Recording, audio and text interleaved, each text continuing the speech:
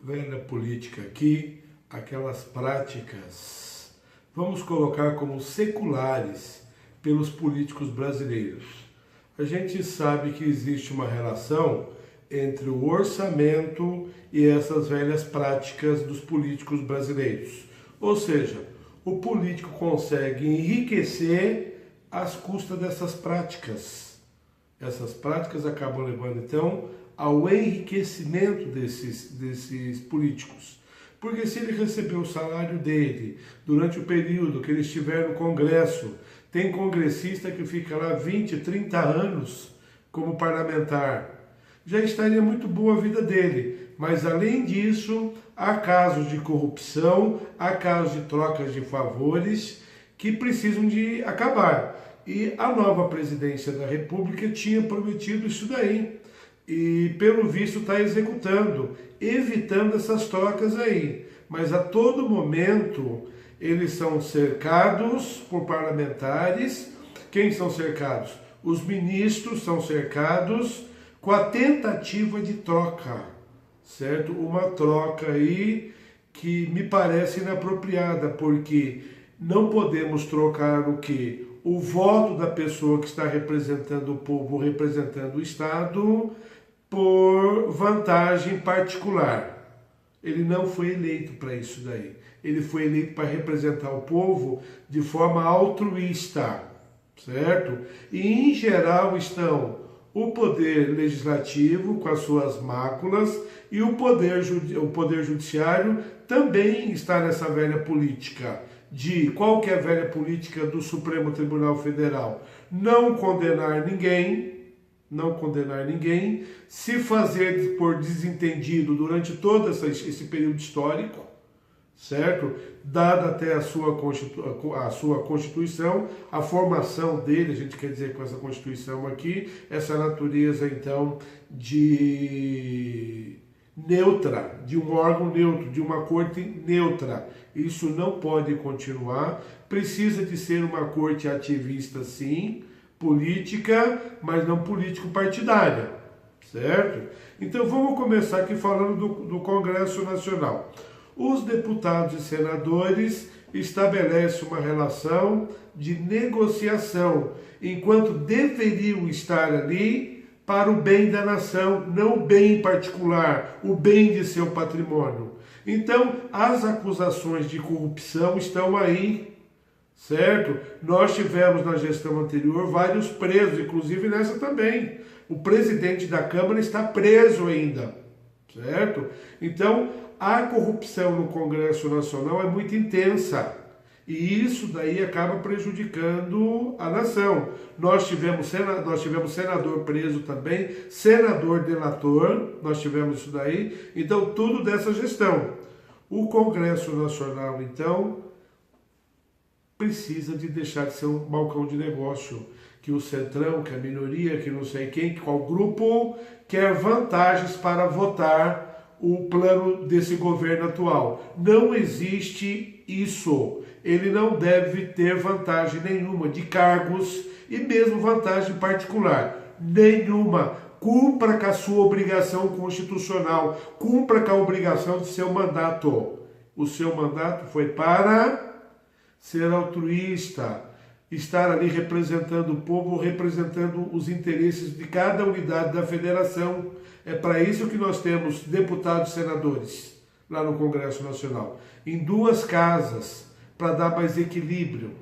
E isso não vem acontecendo. Começou o governo e agora já estão voltando até com boatos sobre casos de benefício particular, que não foram confirmados, confirmados como mentiras, como inverdades, certo? Então, o Congresso Nacional, a velha política do Congresso Nacional é negociação para interesses particulares. Isso não dá certo. A República de Curitiba, agora unida à República do Rio de Janeiro, está aí para colocar toda essa cambada na cadeia, porque é cambada mesmo. É eleito para representar o povo e depois quer enriquecimento sem causa para ele mesmo. Quer dizer, uma gestão ele vai enriquecê-lo. E isso daí precisa de ser mudado. E estamos falando isso com provas de deputados e senadores que foram presos ou que estão presos, inclusive o presidente da casa, como eu revelei até agora há pouco. E a tentativa atual de tentar negociar isso daí. Essa prática não pode continuar de forma alguma, certo? O Supremo Tribunal Federal. O Supremo Tribunal Federal, ele tem duas características. Uma que é um órgão histórico ou historicamente nunca tinha condenado ninguém. Absolve todo mundo, absolvição para todos. Todos na frente do Supremo acabam tendo o quê? A não condenação, a não confirmação, às vezes, de crimes. E isso aí foi uma vergonha. A gente precisa agradecer algumas mudanças, como a vinda do Joaquim Barbosa foi muito importante para o Supremo Tribunal Federal e a sua prematura saída. Mas ele deixou um legado lá de punir os culpados. A corte, a mais alta corte do Brasil, não precisa de ser um colegiado que não condena ninguém. Um colegiado que solta todo mundo, certo? Um colegiado que absolve e, mais recentemente, que solta todo mundo e de forma duvidosa, porque parece até arbitrariedade. Casos de suspeição, certo? Para não falar de impedimento aqui, porque na verdade era de impedimento, e os ministros ainda votaram. Quer dizer, o juiz precisa de ter equilíbrio. Quando eu digo juiz, os ministros da Suprema Corte, eles são juízes, eles pertencem ao Poder Judiciário. Como eu já disse em outro vídeo, eles têm obrigação, sim, de prestar contas à sociedade. Eles não vão dar os seus votos e não serem mais convocados para nada. Eles precisam explicar isso daí para a sociedade. O cargo deles é transitório, ele não entrou ali por mérito, entrou por indicação em um sistema de aprovação. Certo? Então, isso é muito interessante. E por último, e outra coisa, ainda sobre o judiciário. Desde o juiz até o ministro, é a única classe que eu conheço que não quer se aposentar. Como lá a medida provisória da bengala lá, o juiz brasileiro, se for para ele trabalhar, principalmente quando chega no tribunal, até a morte eles aceitariam tranquilo, porque gostam do poder, criam uma relação com o poder muito intensa, muito íntima e difícil de ser desfeita. Então é a única classe que não quer se aposentar. Ainda quando se aposentam, querem ser chamados de juiz aposentado, desembargador aposentado, ministro aposentado. Não é nada disso, eles são aposentados. Ninguém carrega o título para a Copa, certo? Ninguém carrega o título depois da aposentadoria. A única classe que carrega, na verdade, é aquela que não se aposenta, que é dos militares que vão para a reserva, certo? Que pode ser convocado, tudo e o retorno. Então eles ficam sob essa égide aí. E no Brasil a gente deveria também reaproveitar muitos juízes, promotores, que pela larga experiência poderiam continuar contribuindo com o Poder Judiciário. Mas geralmente são descartados porque outras estrelas ou pessoas com estrelismo acabam ocupando essas vagas aí e expurgando, tentando afastar essas pessoas de muita competência. Isso é vergonhoso, na verdade, porque a pessoa não estaria dividindo o poder, mas escolhendo experiência e galgando uma evolução plausível para o órgão que ele faria parte, seja tribunal ou seja mesmo juiz iniciante, certo? O presidente da República, ou a presidência da República, e considerando todos os ministros, eles ficam refém dessa situação. E às vezes jogando a pauta na cara do Congresso Nacional. Votem porque o povo precisa. E os congressistas ficam bravos com isso daí. E é obrigação deles, sim, certo?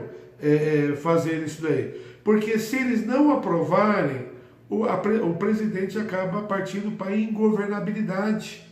E aí o governo fica complicado. E daí surge aquelas possibilidades de golpe que nunca estarão afastadas. Porque quando começa a dar essa retorção aí, começa a surgir essa problemática, o que nós teremos? Nós teremos a situação da periclitação de golpe ou perigo de golpe. Não é? E a culpa é de quem desse golpe? Por vezes dos poderes legislativo. E agora nós temos muitas situações do poder judiciário. Então é preciso de rever isso daí. Como algumas maçãs podres do poder legislativo foram retiradas, a gente pode muito bem retirar algumas maçãs do Supremo Tribunal Federal. Como eu disse, fazer uma renovação lá. O Brasil está precisando da integração de todos. Nós estamos necessitados do engajamento do cidadão para que promova a transformação, pressione o deputado, pressione o senador, pressione o ministro para alterações. E esse vídeo tem essa função, colocar cada um no seu lugar. A gente precisa de um Brasil que avance, um Brasil modernizado, e não um Brasil retrógrado que precisa dividir as suas riquezas com classe de político, classe de juízes, certo? A gente não pode mais, em nome da pobreza do Brasil, daqueles pobres que ganham salário mínimo ou abaixo da linha da pobreza, que nem um salário mínimo recebe, a gente precisa de lutar por um Congresso Nacional eficiente, que não fique... Há algumas sessões que a gente assiste das comissões,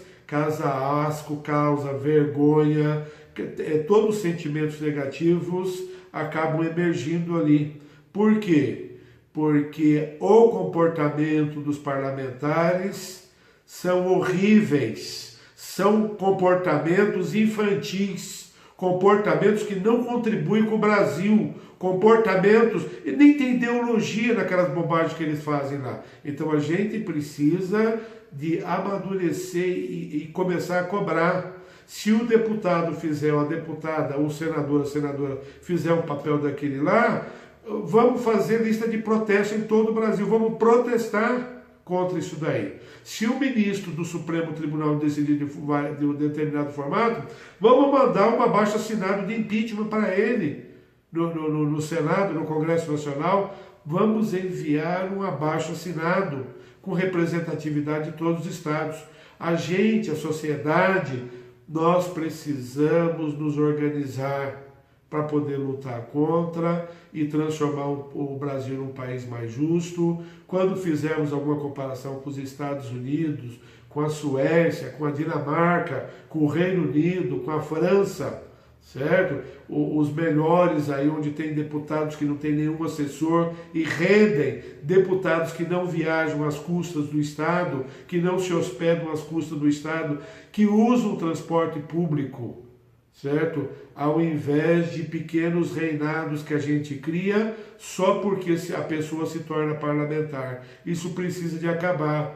Eu temo pelo fato de eu não ver isso com esses olhos, eu não acompanharei essas mudanças no Brasil, porque elas estão muito distantes. O cidadão não luta pelo seu direito, o cidadão não briga pelo seu direito, ele não vai atrás, ele não cobra, ele prefere ser indiferente e a democracia fica em prejuízo. Então, viva o Brasil, era isso daí, obrigado.